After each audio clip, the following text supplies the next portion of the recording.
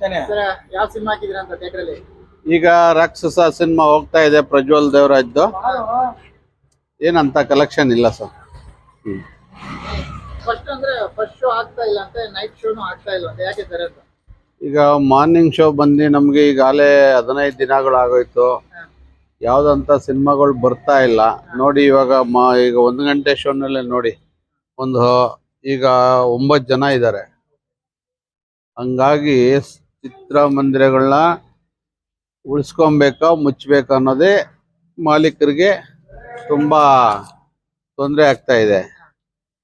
ಆದ್ರಿಂದ ಈಗ ಹೆಚ್ಚೆಚ್ಚು ಈಗ ಹಳೆ ಸಿನಿಮಾಗಳೇ ಬೇಕಾದಷ್ಟು ಸಿನಿಮಾಗಳಿದ್ದಾವೆ.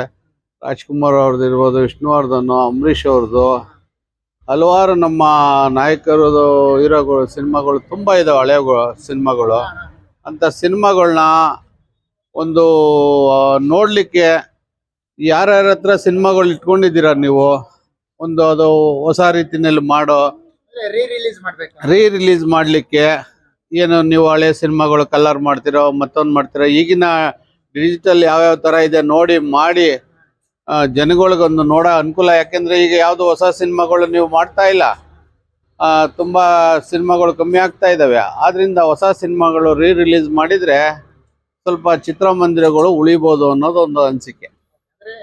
ಮಲ್ಟಿಪ್ಲೆಕ್ಸ್ಗಳಲ್ಲಿ 200ಗಿಂತ ಜಾಸ್ತಿ ಟಿಕೆಟ್ ಪ್ರೈಸ್ ಇಡಂಗಿಲ್ಲ ಅಂತ ಕಾನೂನು ಸರ್ಕಾರ ಮಾಡಿರುವಂತದ್ದು ನೆಕ್ಸ್ಟ್ ತಿಂಗಳಿಂದ. ಅಂದ್ರೆ ಇದರಿಂದ ನಿಮ್ಮ ಸಿಂಗಲ್ ಸ್ಕ್ರೀನ್ಗಳಿಗೆ ಏನಾದ್ರು ಹೊಡೆತ ಬೀಳುವಂತ ಆಗುತ್ತಾ ಏನು ಅಂತ? ಅದು ಈ ಸಿಂಗಲ್ ಸ್ಕ್ರೀನ್ಗೆ ಹೊಡೆತ ಬೀಳೋದೇನು ಸರಿಯಾಗೇ ಬೀಳುತ್ತೆ ಹೊಡೆತ. ಯಾಕೆಂದ್ರೆ ಅಲ್ಲೇ 200 ರೂಪಾಯಿ ಟಿಕೆಟ್ ಇರುತ್ತೆ, ನಾವು ಮಲ್ಟಿಪ್ಲೆಕ್ಸ್ ಅಲ್ಲೇ ನೋಡ್ಬೋದು ಅನ್ನೋದಾದ್ರೆ, ಈಗ ನಮ್ಮ ಸಿಂಗಲ್ ಸ್ಕ್ರೀನ್ಗಳಲ್ಲಿ ನಾವು ಆ ರೈಟ್ ಮಾಡಕ್ ಹೋದ್ರೆ ಆಗಲ್ಲ. ನಾವು ಇವಾಗೇನೋ 100 ರೂಪೀಸ್ ಇಟ್ಕೊಂಡಿದೀವಿ, ಅದನ್ನೇ ಮಾಡಬೇಕಾಗತ್ತೆ. ಆ ಥರ ಹೋದ್ರೆ ನಮ್ಮ ಚಿತ್ರಮಂದಿರಗಳು ಸ್ವಲ್ಪ ಉಳ್ಕೊತವೆ. ಮಲ್ಟಿಪ್ಲೆಕ್ಸ್ನವರು ಇವತ್ತು ಸರ್ಕಾರ ಆದೇಶ ಮಾಡಿದೆ. ಈ ಸರ್ಕಾರ ಆದೇಶ ಮಾಡಿರೋದನ್ನ ಇದನ್ನ ಮುಂದೆ ಹಿಂಗೆ ಪಾಲಿಸ್ಕೊಂಡು ಹೋಗ್ತಾರಲ್ಲ, ಮಲ್ಟಿಪ್ಲೆಕ್ಸ್ನವ್ರು ಅವ್ರೇನಾರೆಲ್ಲ ಒಗ್ಗೂಡಿ ಅವರು ಮಾತಾಡಿ, ಇಲ್ಲ ನಮಗೆ ಸಾಕಾಗಲ್ಲ, ನಾವು ಮಾಡಲೇಬೇಕು, ಖರ್ಚು ವೆಚ್ಚಗಳು ಜಾಸ್ತಿ ಇದಾವೆ ಅಂತೇಳಿ ಅವ್ರೇನಾರ ಮತ್ತೊಮ್ಮೆ ಮೀಟಿಂಗ್ ಮಾಡಿ ಸರ್ಕಾರಕ್ಕೆ ಏನಾರ ವರದಿ ಕೊಟ್ಟರೆ ಸರ್ಕಾರ ಯಾವ ಥರ ಸ್ಟೆಪ್ ತಗೊಳುತ್ತೆ ಅಂತ ಹೇಳಲಿಕ್ಕೆ ಬರಲ್ಲ ನಮಗೆ. ಆದ್ದರಿಂದ ಈಗ ಮಲ್ಟಿಪ್ಲೆಕ್ಸಲ್ಲಿ ಈಗ ನಮ್ಮ ಚಿತ್ರಮಂದಿರದಲ್ಲಿ 100 ಇದೆ, 110 ಇದೆ. ನಾವು ಹಿಂಗೆ ಮುಂದುವರ್ಸ್ಕೊಂಡು ಹೋದ್ರೆ ನಮ್ಮ ಚಿತ್ರಮಂದಿರಗಳು ಉಳಿತವೆ. 100%. ಈಗ 200 ರೂಪೀಸ್ ಅವ್ರು ಅಲ್ಲಿ ಮಾಡಿದರೆ ನಮಗೆ ಎಫೆಕ್ಟೇ. ಈಗ ಅಕ್ಕಪಕ್ಕ ನಮ್ಮ ಪಕ್ಕದಲ್ಲಿರೋಂಥ ಮಲ್ಟಿಪ್ಲೆಕ್ಸ್ಗಳಿಗೆ ತುಂಬ ತೊಂದರೆ ಆಗಿದೆ ಅವರಿಂದ ನಮಗೆ. ಅದರಿಂದ ಈಗ ನಮಗೆ ಇಲ್ಲಿ ಜನ ಸ್ವಲ್ಪ ಅಂಥ ಜನಗಳು ಬರೋಂತೆಲ್ಲ ಸಣ್ಣ ಪುಟ್ಟ ಜನ ಇರೋದ್ರಿಂದ ಇಲ್ಲಿ ಮಿಡ್ಲ್ ಕ್ಲಾಸ್ ಜನ ತುಂಬ ಹೊರೆ ಆಗುತ್ತೆ. ನಾವು 200 ರೂಪಾಯಿ ಮಾಡಿಬಿಟ್ರೆ ಅಲ್ಲಿ ಬರೋದೇ ಇಲ್ಲ ಜನ. 200 ರೂಪಾಯಿ ಮಾಡಿ ಗೌರ್ಮೆಂಟ್ಗೆ ಏನು ಹೇಳ್ತೀವಿ? ಈಗ ಮಲ್ಟಿಪ್ಲೆಕ್ಸ್ನವರು ಏನು ಮಾಡ್ಕೊತಾರೋ ಅದು ನಮ್ಮ ಸಿಂಗಲ್ ಥಿಯೇಟರ್ನವ್ರು ಹೇಳಿಕ್ಕೆ ಬರಲ್ಲ. ಅವರವು ಖರ್ಚು ವೆಚ್ಚಗಳು ಇರ್ತವೆ. ಆದ್ದರಿಂದ ಅದ್ರ ಬಗ್ಗೆ ನಾವು ಹೇಳಿಕ್ಕೆ ಬರಲ್ಲ ಸರ್. ಈಗ ನಮ್ಮ ಚಿತ್ರಮಂದಿರ ಏನು ಈಗ ರೇಟ್ ಆಫ್ ಅಡ್ಮಿಷನ್ ನಾವು ಇಟ್ಕೊಂಡಿದ್ದೀವಿ, ಅದು ಓಕೆ. ಯಾಕೆ ನಮ್ಮಲ್ಲಿ ಈ ಭಾಗದಲ್ಲಿರೋಂಥ ಮಿಡ್ಲ್ ಕ್ಲಾಸ್ ಜನ ಏನೋ ಒಂದು ಹೊಸ ಸಿನಿಮಾ ಬಂದಾಗ ಏನೋ ಒಂದು 50 ರೂಪಾಯಿ ಜಾಸ್ತಿ ಮಾಡಿಕೊಂಡ್ರು ನಡೆಯುತ್ತೆ ನಮ್ಮಲ್ಲಿ. ಆ ಒಂದು ವಾರ ಮಾಡ್ಬೋದು. ಅದು ಬಿಟ್ಟರೆ ಮತ್ತೇನು ಮಾಡ್ಲಿಕ್ಕೆ ಬರಲ್ಲ. ಮಲ್ಟಿಪ್ಲೆಕ್ಸ್ಗಳು ಈಗ ಚಿತ್ರಮಂದಿರಗಳೇ ಮುಚ್ಚೋ ರೀತಿಯಲ್ಲಿದೆ, ಮಲ್ಟಿಪ್ಲೆಕ್ಸ್ಗಳು ಮುಚ್ಚೋ ರೀತಿಯಲ್ಲಿದೆ. ಸರ್ಕಾರ ಇವತ್ತು ಎಚ್ಚರಿಸ್ಕೊಂಡು 1800 2000 ರೂಪಾಯಿ ಟಿಕೆಟ್ ಮಾಡಿದಾಗ ಸರ್ಕಾರ ಎಲ್ಲೋಗಿತ್ತು? ಸರ್ಕಾರ ಅವತ್ತು ಕಣ್ಣು ಮುಚ್ಚಿ ಕೂತಿತ್ತಾ? ಇವತ್ತು ಸರ್ಕಾರಕ್ಕೆ ನಿದ್ದೆಯಿಂದ ಎದ್ದಿದ್ದಾರಾ ಸರ್ಕಾರದವರು? ಪರಭಾಷೆ ಚಿತ್ರಮಂದಿರ 800 2000 ಹಿಂಗೆಲ್ಲ ಮಾಡಿದ್ರಲ್ಲ, ಅವತ್ತು ಎಲ್ಲೋಗಿತ್ತು ಸರ್ಕಾರ? ಅವತ್ತಿಗೆ ಕೇಳಲಿಕ್ಕಲ್ಲ. ನಮ್ಮ ಜನಗಳ ಜೋಬ್ನಲ್ಲಿ ದುಡ್ಡು ಕುಣಿತಾ ಇರ್ತದೆ, ಲೆಕ್ಕ ಇಲ್ಲ, ಮಾಡ್ಕೊತಾರೆ. ಅವ್ರು ಹೋಗೋ ಖುಷಿಗೆ ಅವ್ರು ಹೋಗ್ಲಿ ಬಿಡಿ. ಸಿಂಗಲ್ ಥಿಯೇಟ್ರಿಗೆ ಬರೋಂಥ ಜನ ಕಮ್ಮಿ, ರೇಟ್ ಆಫ್ ಅಡ್ಮಿಷನ್ ಎಲ್ಲಿ ಕಮ್ಮಿ ಇದೆ ಅಲ್ಲಿ ಬರ್ತಾರೆ. ಸರ್ಕಾರ ಅವತ್ತೆಲ್ಲ ಬಿಟ್ಬಿಟ್ಟು ಇವತ್ತು ಬ್ರೇಕ್ ಹಾಕಕ್ಕೆ ಹೋದ್ರೆ ಆಗುತ್ತಾ? ಅಲ್ವಾ? ಕಷ್ಟ ಆಗುತ್ತೆ.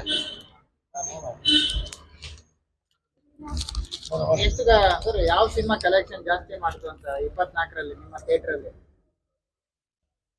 ಈಗ ಅಂತ ಸಿನಿಮಾಗಳು ಯಾವ್ದು ಬರಲಿಲ್ಲ ಸರ್. 24 ಅಂತ ಸಿನಿಮಾಗಳು ಯಾವ್ದು ಬರಲಿಲ್ಲ.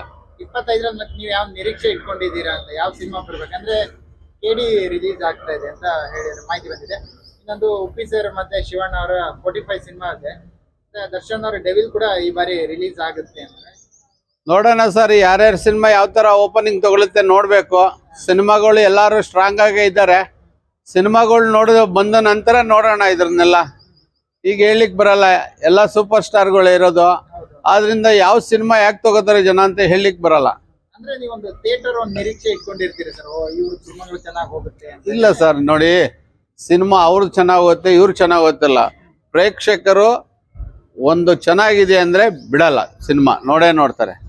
ನೋಡಿ, ಈಗ ಈ ಚಿತ್ರನೇ ಈಗ ಅಪ್ಪು ಸರ್ ಈಗ 50ನೇ ವರ್ಷದ ಒಂದು ಸಂಭ್ರಮದಲ್ಲಿ ನೀವು ಅಭಿಮಾನಿಗಳು ನೋಡ್ಬೋದು. ಕರ್ನಾಟಕ ರಾಜ್ಯಾದ್ಯಂತ ನಾವು ಒಂದು ವಾರದಿಂದ ನೋಡ್ತಾ ಇದೀವಿ. ಅವರ ಸಂಭ್ರಮನೇ ಸಂಭ್ರಮ ಅಲ್ವಾ? ಅದಕ್ಕೆ ನಾವು ಹೇಳೋದು, ತುಂಬಾ ಹಳೆ ಚಿತ್ರಗಳದು ರಿಲೀಸ್ ಮಾಡಿ ನೀವು ಇಟ್ಕೊಂಡಿರೋರ ಸಿನಿಮಾನ ಪ್ರೇಕ್ಷಕರಿಗೂ ಒಂದು ನೋಡೋವಂಥ ಆಸೆ ಇರುತ್ತೆ. ಮಾಡಿ ನೋಡಿ, ಈ ಸಿನಿಮಾ ಯಾಕೆ ನೋಡಬಾರ್ದು? ಕುಟುಂಬ ಸಮೇತ ಬಂದು ನೋಡ್ಬೋದು. ಇಂಥ ಸಿನಿಮಾಗಳನ್ನ ಬಂದು ನೋಡಿ. ಏನು ಅವತ್ತಿನ ದಿನಗಳಲ್ಲಿ ಚಿತ್ರ ಏನು 100 ಡೇಸು ಸ್ವತಂತ್ರ ದಿನೋತ್ಸವ ಆಚರಣೆ ಮಾಡಿತ್ತು, ಅದೇ ರೀತಿ ಮತ್ತೊಮ್ಮೆ ರಿಲೀಸ್ ಮಾಡ್ತಾ ಇದ್ದಾರೆ. ಈ ಚಿತ್ರನ ಕುಟುಂಬ ಸಮೇತರು ಬಂದು ಕರ್ನಾಟಕ ರಾಜ್ಯಾದ್ಯಂತ ಎಲ್ಲ ಚಿತ್ರಮಂದಿರಗಳಲ್ಲಿ ನೋಡಿ ಈ ಚಿತ್ರವನ್ನು ಮತ್ತೆ 100 ಡೇಸ್ ಮಾಡಿ ಯಶಸ್ವಿ ಮಾಡಿಕೊಡಿ. ಯಾಕೆಂದರೆ ಕುಟುಂಬ ನೋಡಬೇಕಾದಂಥ ಸಿನಿಮಾಗಳಿವು. ಇವತ್ತು ತಪ್ಪು ಸರ್ ಇಲ್ಲ ಅಂತ ಯಾರು ಅನ್ಕೊಂಬೇಡಿ, ಎಲ್ಲರೂ ಇದ್ದಾರೆ ಅಂತಾನೆ ಅನ್ಕೊಂಡಿದ್ದೀವಿ. ಹಂಗೆ ತಿಳ್ಕೊಂಡು ಮತ್ತೆ ಈ ಸಿನಿಮಾನ 100 ಡೇಸು ಎಲ್ಲರೂ ಆಚರಣೆ ಮಾಡೋ ಥರ ಮಾಡಿ. ಪ್ರತಿ ಬಾರಿ ನೀವೆಲ್ಲ ಹೇಳ್ತಾ ಇದ್ರಿ ಸ್ಟಾರ್ ಸಿನಿಮಾಗಳು ವರ್ಷಕ್ಕೆ 2 ಬರಬೇಕು, 2 ಇಲ್ಲ ಅಂದ್ರೆ ಅಟ್ಲೀಸ್ಟ್ 1 ಇಲ್ಲ ಸರ್, ಒಂದಲ್ಲ ಸರ್, ಸ್ಟಾರ್ ಸಿನಿಮಾಗಳು ಒಂದು 2 ಬರಲೇಬೇಕು. ಈಗ ಸ್ಟಾರ್ ಸಿನಿಮಾಗಳು ನೋಡಿ, ಪ್ರತಿಯೊಬ್ರು 1-2 ಸಿನಿಮಾ ಕೊಟ್ಬಿಟ್ಟು ಚಿತ್ರಮಂದಿರ ಬಡವಾಗಲ್ಲ. ಕಾರ್ಮಿಕರು ಉಳಿತಾರೆ, ಮಾಲೀಕರು ಉಳಿತಾರೆ. ನಾವು ಹಿಂದೆ ನಿಮ್ಮ ಇದರಲ್ಲಿ ಹೇಳಿದ್ದೀವಿ, ಈಗಲೂ ಹೇಳ್ತಾ ಇದ್ದೀವಿ, ಒಂದು ವರ್ಷಕ್ಕೆ 2 ಸಿನಿಮಾ ಆದರೂ ಕೊಡಿ ನೀವೆಲ್ಲರೂ. ನಾ ಈಗ ಏನಿದ್ದೀರಾ, ಇವಾಗ ಪ್ರತಿಯೊಬ್ಬರು ಸ್ಟಾರ್ಗಳು ಇದ್ದೀರಲ್ಲ, ಒಂದು 2 ಸಿನಿಮಾ ಕೊಡಿ, ಚಿತ್ರಮಂದಿರಗಳು ಉಳಿತದೆ. ನಮ್ಮಲ್ಲಿರುವಂತ ಸ್ಟಾರ್ಗಳು ಆಲ್ಮೋಸ್ಟ್ ಎಲ್ಲ ಲಾಸ್ಟ್ ಇಯರ್ ಎಲ್ಲ ಕೊಟ್ಟಿದ್ರು, 2 ಸಿನಿಮಾ ಕೊಟ್ಟಿದ್ರು. ಹೌದು, ಅಂದ್ರೆ 23ರಲ್ಲಿ ಕಾಟೇರ ಬಂದಿತ್ತು ದರ್ಶನ್ ಅವ್ರದ್ದು. 24ರಲ್ಲಿ ಒಂದು ನಿರೀಕ್ಷೆ ಇದ್ದಿತ್ತು, ಡೆವಿಲ್ ಬರುತ್ತೆ ಅನ್ನೋ ಒಂದು ನಿರೀಕ್ಷೆ ಇದ್ದಿತ್ತು.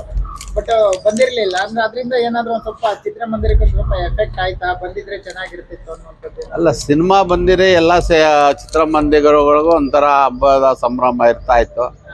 ಏನೋ ಅವರು ಕಾರಣಾಂತರಗಳಿಂದ ಸಿನಿಮಾ ಪೆಂಡಿಂಗ್ ಆಗಿದೆ.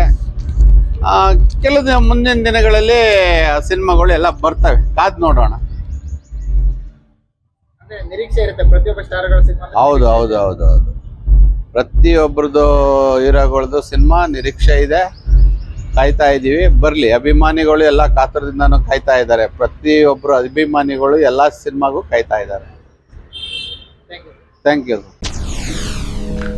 SS ಟಿವಿ, ಸಿನಿಮಾ ಜಗತ್ತಿನ ಕ್ಷಣ ಕ್ಷಣದ ಸುದ್ದಿಯೊಂದಿಗೆ.